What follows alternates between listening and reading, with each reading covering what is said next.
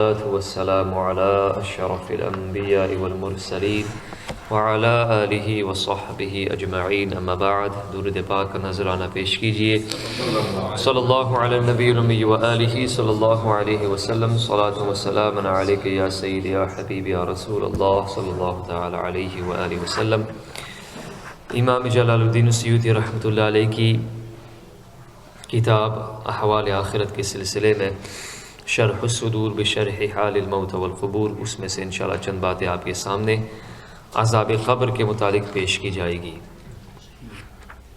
سیدنا ابو ہریرہ رضی اللہ تعالیٰ عنہ سے مروی کہ اللہ رب العزت کے پیارے حبیب صلی اللہ علیہ وسلم نے ارشاد فرمایا، عذاب قبر تین چیزوں کے سبب ہوتا ہے، غیبت، چغلی اور پیشاب، لہٰذا ان سے بچو۔ اللہ تعالیٰ ہم سب کو ان چیزوں سے بچنے کی توفیق عطا فرمائے۔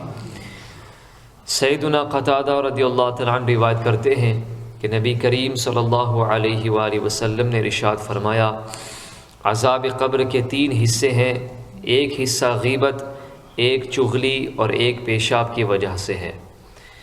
سیدتنا ام مبشر رضی اللہ تعالی عنہ روایت کرتی ہیں کہ نبی کریم صلی اللہ علیہ وسلم نے ارشاد فرمایا، استعیذوا باللہ من عذاب القبر، عذاب قبر سے اللہ رب العزت کی پناہ مانگو۔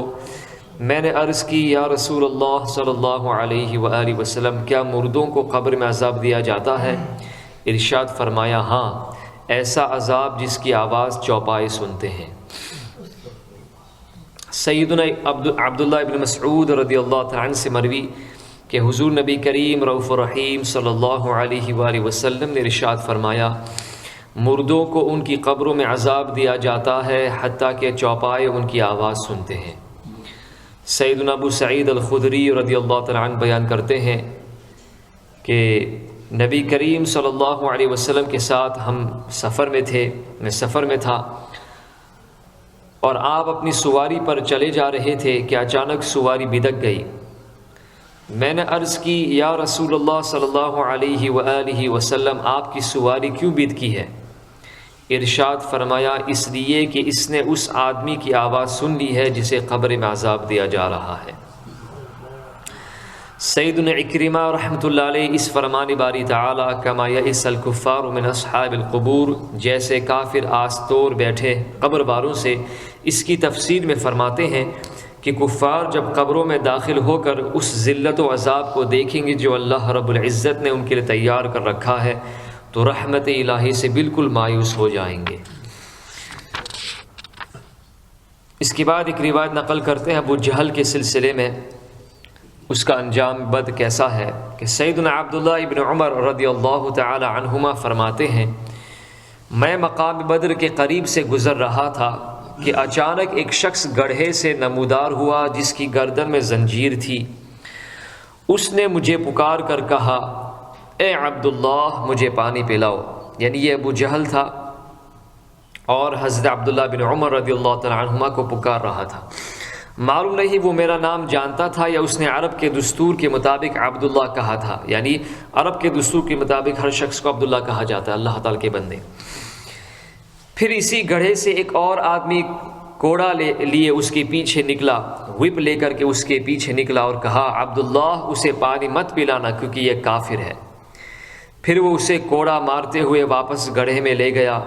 میں نے بارگاہ رسالت صلی اللہ علیہ وسلم میں حاضر ہو کر سارا ماجرا بیان کیا تو نبی کریم صلی اللہ علیہ وسلم نے ارشاد فرمایا، کیا یہ سب تم نے دیکھا ہے؟ میں نے عرض کی، جی ہاں۔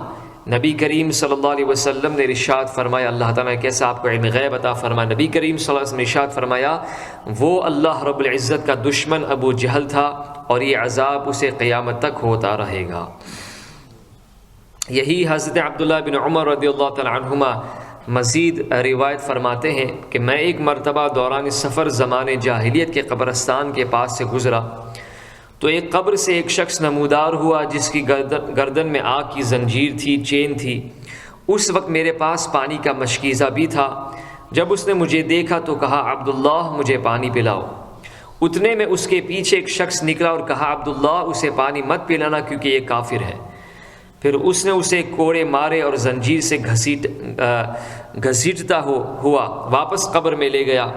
جب رات ہوئی تو میں ایک بڑھیا کے گھر چلا گیا، اس گھر کے پاس بھی قبر تھی جس سے میں نے یہ آواز سنی، بول وما بول شن وما شن، یعنی پیشاب اور پیشاب کیا ہے، مشکیزہ اور مشکیزہ کیا ہے۔ میں نے بڑھیا سے پوچھا یہ کیا ماجرا ہے؟ اس نے کہا یہ میرا شوہر ہے، جب پیشاب کرتا تھا تو اس کے چھینٹوں سے نہیں بچتا تھا، میں اس سے کہتی تھی تیرا برا ہو، اونٹ جب پیشاب کرتا ہے تو ٹانگیں پھیلا دیتا ہے، لیکن وہ بالکل نہیں سنتا تھا، اور جس دن سے مرا ہے یہی پکارتا رہتا ہے کہ بول وما بول، یعنی پیشاب اور پیشاب کیا ہے۔ تو میں نے کہا کہ شن وما شن، یہ جو لفظ کہہ رہا تھا مشکیزے والی کیا بات ہے؟ تو وہ بولی ایک مرتبہ اس کے پاس ایک پیاسا آیا اور اس نے کہا مجھے پانی پلا دو، تو اس مرد نے کہا یہ لو مشکیزہ۔ جب اس نے مشکیزہ لیا بیچارے نے تو وہ خالی نکلا اور وہ پیاسا شدت پیاس سے مر گیا۔ میرا شوہر جب سے مرا ہے یہی کہتا رہتا ہے شن وما شن، یعنی مشکیزہ اور مشکیزہ کیا ہے۔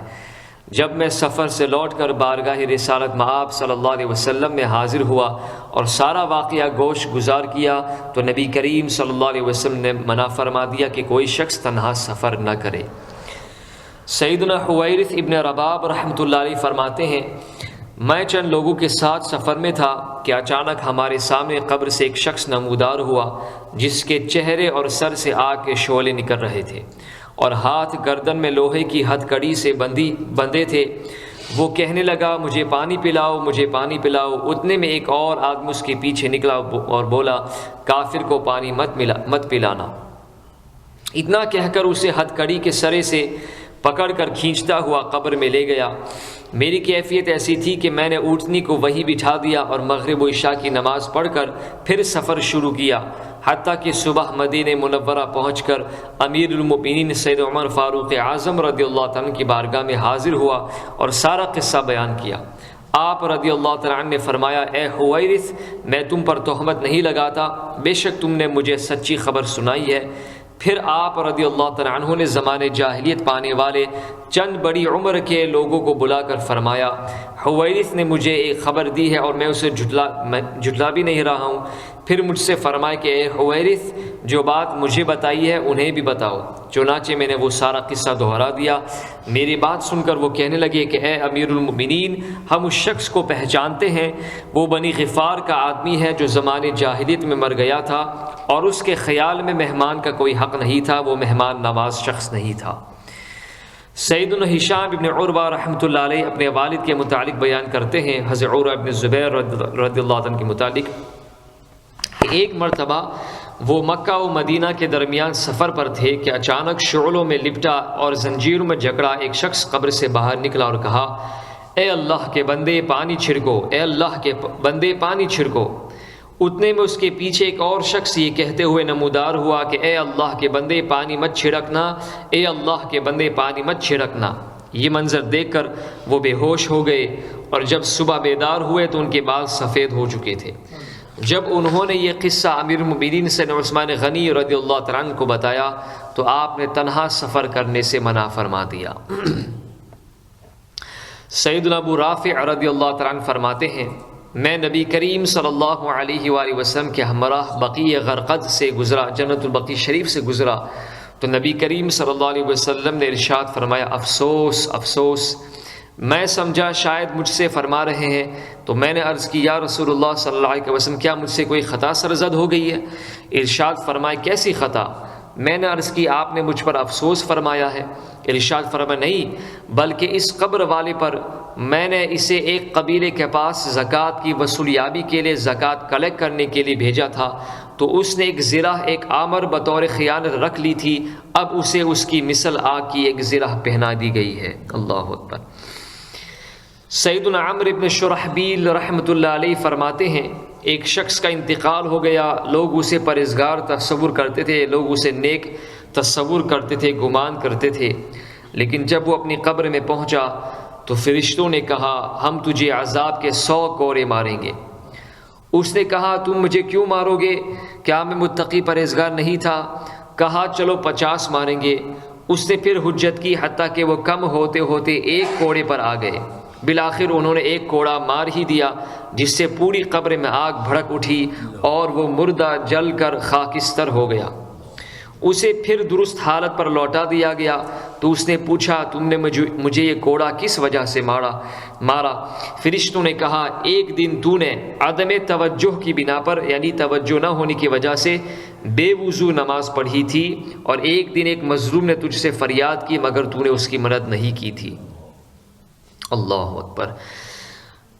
سیدنا عبداللہ بن مسعود رضی اللہ عنہ روایت کرتے ہیں کہ اللہ رب العزت کے محبوب صلی اللہ علیہ وسلم نے ارشاد فرمایا، اللہ رب العزت کے بندوں میں سے ایک کے بارے میں حکم جاری ہوا کہ اسے قبر میں 100 کوڑے مارے جائیں، چنانچہ وہ بندہ مسلسل اللہ تعالیٰ سے دعا اور فریاد کرتا رہا حتیٰ کہ معاف ہوتے ہوتے ایک کوڑا رہ گیا۔ اس ایک کوڑے سے اس کی قبر آگ سے بھر گئی۔ پھر جب آگ ختم ہوئی اور اس بندے کو افاقہ ہوا تو اس نے فرشتوں سے پوچھا تم نے مجھے یہ کوڑا کیوں مارا؟ انہوں نے کہا ایک دن تو نے بے وضو نماز پڑھی تھی اور ایک مرتبہ تو مظلوم کے پاس سے گزرا مگر اس کی تو نے مدد نہیں کی۔ اللہ تعالی ہمیں عذاب قبر سے محفوظ و مامون فرمائے، اور عذاب قبر لانے والے اعمال سے اللہ تعالی ہم سب کو بچنے کی اجتناب کرنے کی توفیق عطا فرمائے۔ صلی اللہ علی النبی الامی و آلہ